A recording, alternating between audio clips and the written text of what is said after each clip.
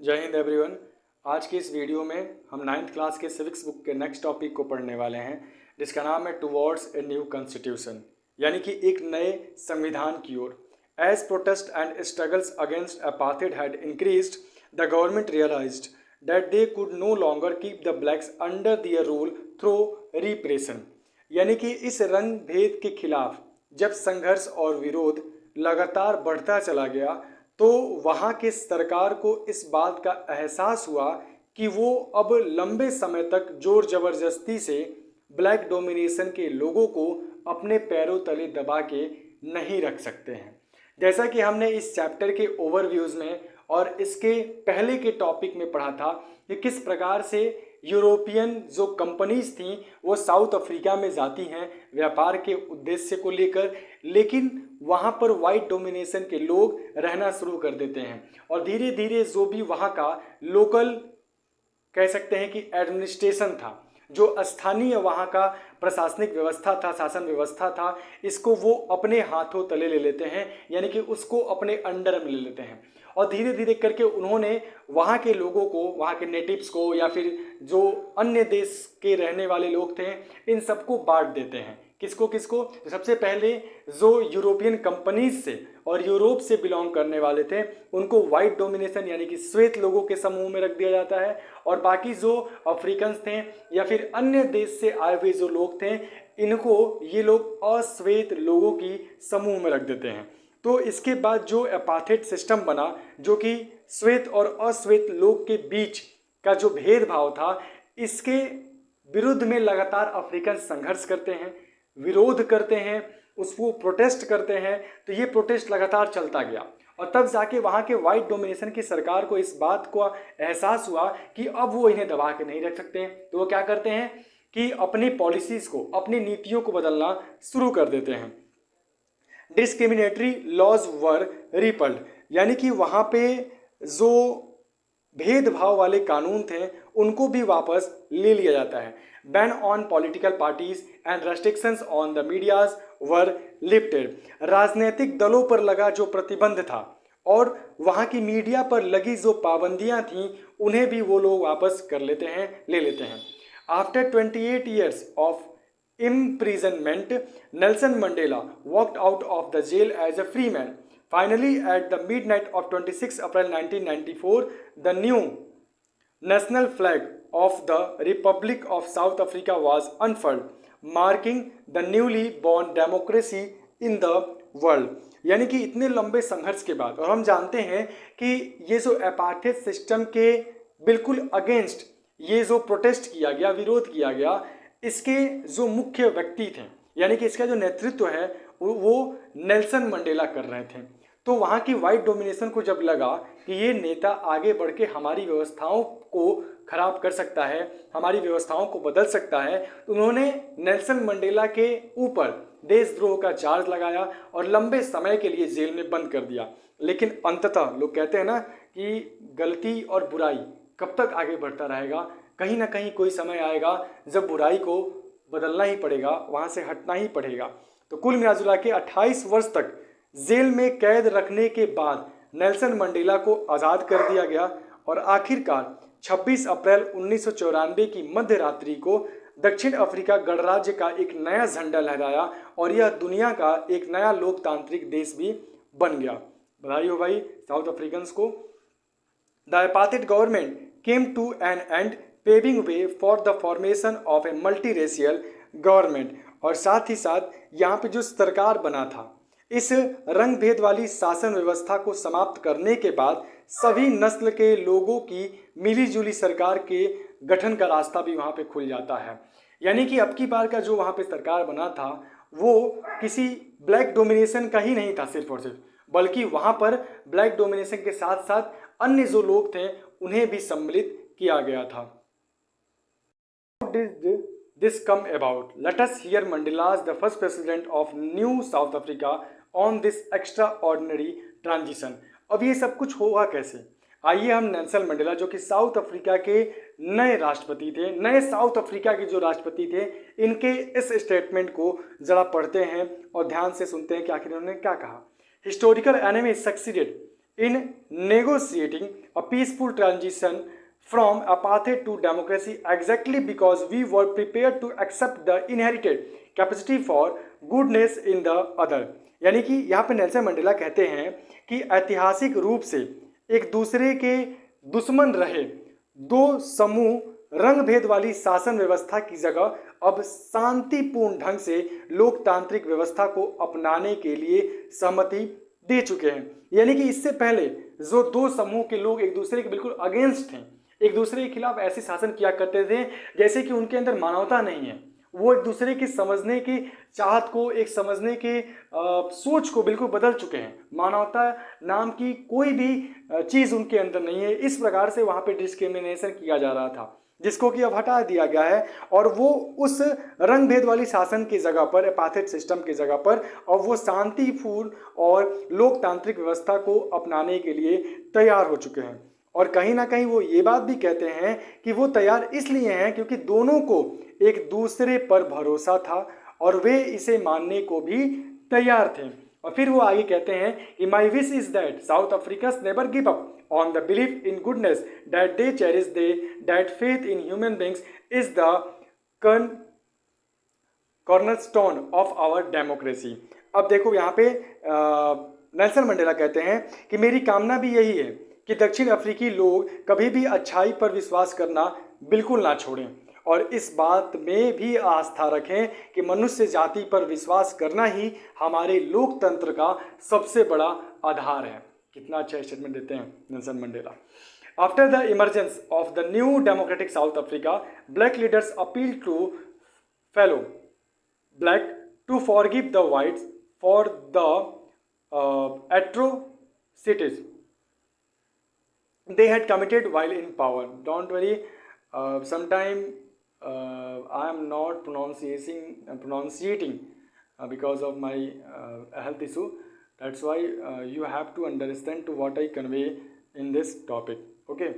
तो यहाँ पे क्या होता है कि ये जो नए लोकतंत्र बना था और इस लोकतांत्रिक में, इस नए लोकतांत्रिक दक्षिण अफ्रीका के उदय के साथ ही जो अश्वेत नेताओं ने अश्वेत समाज से भी आग्रह किया था कि सत्ता में रहते हुए गोरे लोगों ने जो भी उनके ऊपर जुल्म किया, जो इस तरीके से उन्हें प्रताड़ित किया, ठीक है, और इस बात का बदला उन्हें नहीं लेना चाहिए।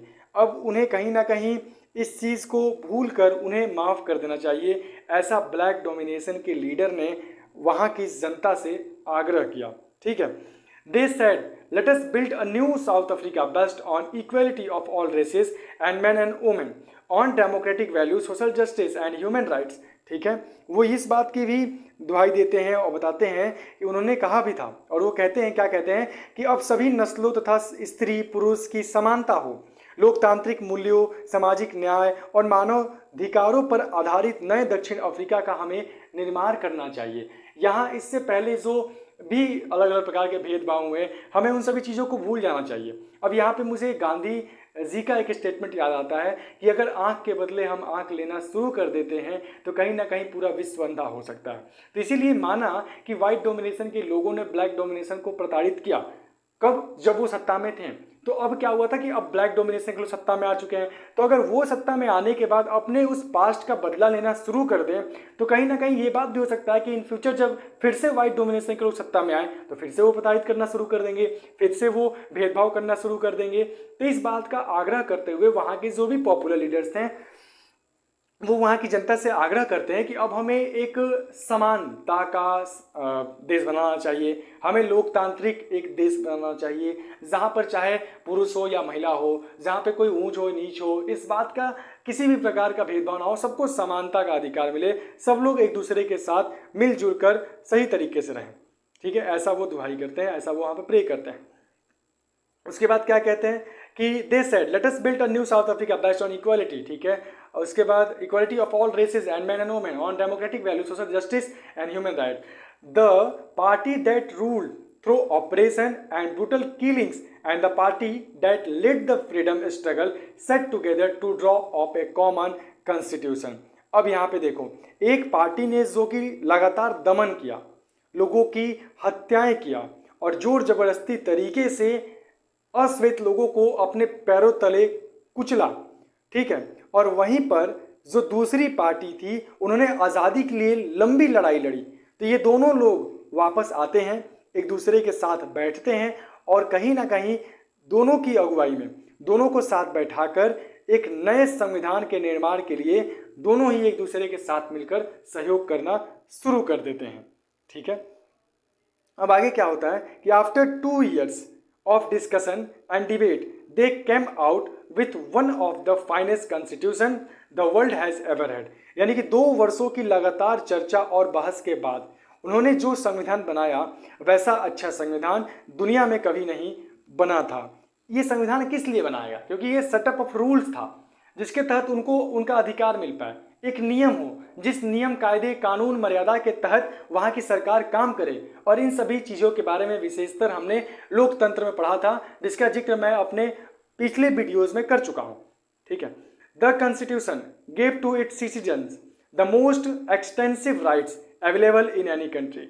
Together they decided that in the search for a solution to the problems, nobody should be excluded, no one should be treated as a demon. They agreed that everybody should become part of the solution, whatever they might have done or represented in the past. The preamble to the South African Constitution sums up this spirit. आज मेरा pronunciation ढंग से नहीं हो पा रहा, don't worry about it. तो यहाँ पे हम देख सकते हैं कि कैसे 2 सालों के लंबे चर्चे के बाद, लंबे बहस के बाद उन्होंने एक ऐसा संविधान बनाया जो कि विश्व में दूसरे देश में नहीं देखा गया था। इस संविधान में नागरिकों को कहीं ना कहीं प्रॉपर अधिकार मिला, राइट्स मिला। इस संविधान में नागरिकों को जितने व्यापक अधिकार दिए गए हैं उतने दुनिया के किसी भी संविधान में नहीं दिए गए हैं। साथ ही उन्होंने यह भी फैसला किया है कि मुश्किल मामलों के समाधान की कोशिश में किसी को भी अलग अलग नहीं किया जाएगा और ना ही किसी को बुरा या दुष्ट मानकर बर्ताव किया जाएगा। इस बात पर भी वो सहमति देते हैं कि पहले जिसने चाहे जो कुछ भी किया हो, लेकिन अब से हर समस्या के समाधान में सबकी भागीदारी भी होगी, ऐसा वो कहते हैं। साथ ही साथ ये बात भी कहते हैं कि दक्षिण अफ्रीकी संविधान की प्रस्तावना ही इस भावना को बहुत खूबसूरत ढंग से व्यक्त भी करती है। इसका मतलब हम कह सकते हैं कि जिस तरीके से उन्होंने बताया, संविधान में नियम बनाया, उस संविधान के नियम के अनुसार सभी लोगों को समान अधिकार मिला, सभी लोग मानवता को समझ पाए, सभी लोग एक दूसरे पे विश्वास रख पाए, सभी लोग एक दूसरे की ओपिनियंस को समझ पाए और तब जाके उन्होंने एक ऐसा संविधान बनाया जिसकी वजह से वहाँ के लोगों को हर एक प्रकार की आज़ादी मिली। और ऐसी आज़ादी, इतनी खूबसूरत संविधान हमें विश्व के दूसरे देश के संविधान में देखने को नहीं मिल रहा है। ठीक है। तो इस तरीके से इसीलिए इस चैप्टर में साउथ अफ्रीका का जिक्र किया गया है ताकि आप भी समझ पाएँ कि जो सिग्निफिकेंस रोल है हमारे कॉन्स्टिट्यूशन का, जो महत्वपूर्ण योगदान है हमारे संविधान का, वो क्या है और आखिर हम क्यों कहते हैं कि संविधान हमारे लिए बहुत ज़रूरी है और आखिर हम क्यों कहते हैं कि इस संविधान के अनुसार ही किसी भी देश को हम चला पाते हैं और अपने देश में भी किसी भी काम को हम संविधान में लिखे गए नियम के अनुसार ही करेंगे। क्यों ऐसा लोग कहते हैं कि संविधान हमारा अधिकार है, उसमें हमने अधिकार पाया है, उस तरीके से हम बहस कर सकते हैं, उस तरीके से हम प्रोटेस्ट कर सकते हैं और भी तमाम सुविधाएं संविधान हमारे यहाँ के नागरिकों को देती है। The south African constitution inspires Democrats all over the world. यानी कि दक्षिण अफ्रीका के संविधान से दुनिया भर के लोकतांत्रिक लोग प्रेरणा लेते हैं, वो इससे प्रेरित होते हैं। A statement denounced by the entire world in 1994 as the most undemocratic one is now seen as a model of democracy। यानी कि इससे पहले 1994 तक जिस देश की दुनिया भर में अलोकतांत्रिक तौर तरीकों के लिए निंदा की जाती थी, बुराई की जाती थी, उन्हें क्रिटिसाइज किया जाता था, वो कहीं ना कहीं आज उसे लोकतंत्र के मॉडल के रूप में भी देखा जाता है। 1994 तक जिस साउथ अफ्रीका को लगातार वर्ल्ड के दूसरे कंट्रीज क्रिटिसाइज करते थे, वो आज दुनिया के one of the best democratic country के रूप में भी जानते हैं और तारीफ करते हैं। What made this change possible was the determination of the people of South Africa to work together to transform bitter experiences into the binding glue of a rainbow nation। Speaking on the South African Constitution, Mandela क्या कहते हैं, अब इस बात को ध्यान समझना। यानी कि 1994 तक जिस देश की बुराई लोग किया करते थे, आज वो एक अच्छे लोकतांत्रिक देश के रूप में निखर के आया। और यह काम दक्षिण अफ्रीका के लोगों द्वारा साथ रहने, साथ काम करने के दृढ़ निश्चय, संकल्प और पुराने कड़वे अनुभवों को आगे वापस ना लाने के सोच ने एक कहीं ना कहीं रेनबो कलर में ऐसे गवर्नमेंट को बनाया जिसमें कि ब्लैक डोमिनेशन, वाइट डोमिनेशन और अन्य कलर के लोग भी शामिल थे। और इस तरीके से एक रेनबो गवर्नमेंट बना। इसे हम इंद्रधनुषी समाज भी कह सकते हैं, सरकार भी कह सकते हैं, जो कि सबके बारे में सोचे और सबके साथ रहे। तो ये समाज कहीं ना कहीं एक अच्छे तरीके से निखर के आया। और हम कह सकते हैं कि ये जो इंद्रधनुषी समाज है, इन्होंने सबक के रूप में सीखा और अब कहीं ना कहीं ये सबके साथ मिलकर किसी भी काम को, असंभव काम को भी संभव कर सकते हैं। तो ये जो बना है साउथ अफ्रीका में संविधान, ये कैसे बना कि वहाँ के लोगों की एकता के द्वारा, वहाँ के लोगों के साथ के द्वारा, वहाँ के लोगों के एक दूसरे के ऊपर जो विश्वास था उसके द्वारा, वहाँ के लोगों के अंदर जो दृढ़ संकल्प था आज़ादी पाने की, एक अच्छे समाज का गठन करने की, इसके द्वारा ये सारे काम हुए हैं। और इसके बारे में फिर से मंडेला कहते हैं कि the constitution of south Africa speaks of both the past and the future, यानी कि दक्षिण अफ्रीका का संविधान इतिहास और भविष्य, यानी कि बीता हुआ कल और आने वाला कल, दोनों की ही बातें करता है। On the one hand it is a solemn pact in which we as South Africans declare to one another that we shall never permit a repetition of our racist, brutal and repressive past। यानी कि एक तरफ तो यह एक पवित्र समझौता भी है कि दक्षिण अफ्रीकी के रूप में हम एक दूसरे से यह वादा करते हैं कि हम अपने रंग भेदी, क्रूर और दमनकारी इतिहास को, उसके पास्ट को, जो भी हमारे पास्ट में हमारे साथ हुआ, इसको फिर से दोहराने की अनुमति नहीं देंगे। हम कभी नहीं चाहेंगे कि इस प्रकार का ब्रूटल सिस्टम हमारे पास, हमारे भविष्य में फिर से आए। But it is more than that, it is also a charter for the transformation of our country into one which is truly shared by all its people, a country which in the fullest sense belongs to all of us, black and white, women and men। और ये बात तब होगा जबकि हम इस पे ध्यान देंगे। यानी कि इस तरीके से नेल्सन मंडेला इस बात का जिक्र करते हुए कि अभी हम एक दूसरे से वादा करते हैं कि फिर से इस रंगभेदी, क्रूर और दमनकारी इतिहास को हम अपने भविष्य में नहीं लाएंगे। इस बात का वादा करने के बाद नेल्सन मंडेला और भी खूबसूरत लाइन कहते हैं कि यह अपने देश को इसके सभी लोगों द्वारा वास्तविक अर्थों में तब समझा जाएगा कि जब इसे वो घोषणा पत्र की तरह लें। ठीक है, ये एक घोषणा पत्र भी है कि जो श्वेत और अश्वेत, स्त्री और पुरुष, यह देश पूर्ण रूप से हम सभी का है। ना सिर्फ श्वेत यानी कि जो वाइट डोमिनेशन के लोग हैं उनका है ये सब, ना अश्वेत जो कि ब्लैक डोमिनेशन के हैं उनका है, ना ही ये मैन यानी कि पुरुष का है, ना ही ये वोमेन, ना ही स्त्री का है। ये देश सबका है। सब एक दूसरे के साथ मिलकर रहेंगे और हम एक दूसरे की बातों को समझेंगे, एक दूसरे पर विश्वास करेंगे। इसके बारे में एक स्टोरी भी है क्लास 10th की बुक में। ठीक है, फ्रीडम करके नाम है। नेल्सन मंडेला अपने ऑटोबायोग्राफी में इसका जिक्र करते हैं और बताते हैं कि किस तरीके से उन्होंने आज़ादी के लिए संघर्ष किया था। तो किसी भी देश में अगर हम लोकतांत्रिक व्यवस्था चाहते हैं, शांतिपूर्ण व्यवस्था चाहते हैं, तो कहीं ना कहीं इससे हमें सीख लेनी चाहिए। हमें अपने भारत के भी इतिहास के बारे में पढ़ के जानकारी लेनी चाहिए कि कैसे हम एक दूसरे पर विश्वास करके, एक दूसरे को समझकर, ये जो ऊंच नीच की जो सोच हमारे मन में है इसको हटाकर, बड़े छोटे के सोच को हटाकर, अमीर गरीब के सोच को हटाकर, पढ़ा लिखा और कम पढ़ा लिखा के सोच को हटाकर, सबको समझते हुए हमें एक ऐसे समाज का गठन करना चाहिए जहाँ मानवता हो, जहाँ एक दूसरे के प्रति समर्पण हो, जहाँ असहाय लोगों के प्रति दया हो,